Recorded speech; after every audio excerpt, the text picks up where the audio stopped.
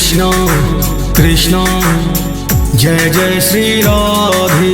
हरे हरे कृष्ण कृष्ण जय जय श्री राधे। हरे हरे कृष्ण।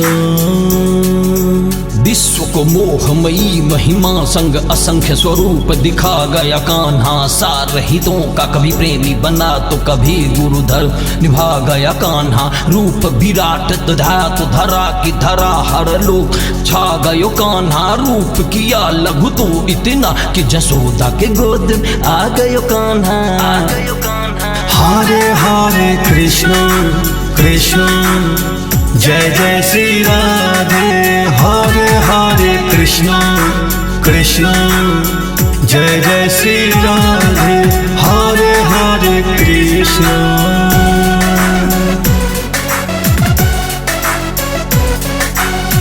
हे यदुनंदन देवकी नंदन, हे भवभंजन कष्ट निकंदन।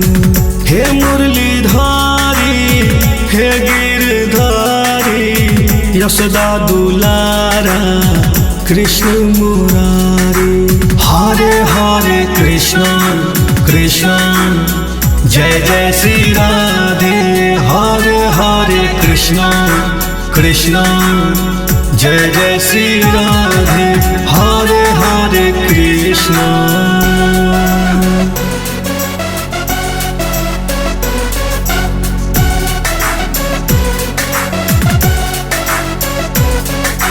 चोरी छुपे कभी बैठे अटारी पे, चुपके से माखन खा गयो कान्हा। गोपियों के कभी चीर चुराए तो कभी मटकी चटका गयो कान।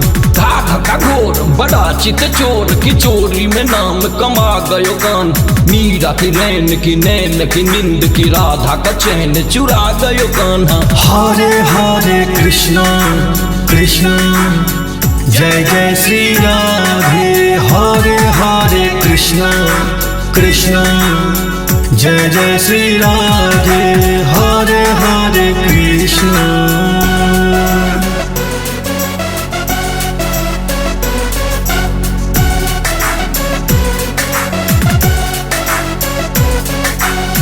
हे राधा वल्लभ हे पान प्रियतम, हे ब्रज नंदन हे नंद नंदन। श्री कृष्ण गोविंद हरे मुरारी, हे नाथ नारायण वासुदेवा। हरे हरे कृष्ण कृष्ण जय जय श्री राधे। हरे हरे कृष्ण कृष्ण जय जय श्री राधे। हरे हरे कृष्ण।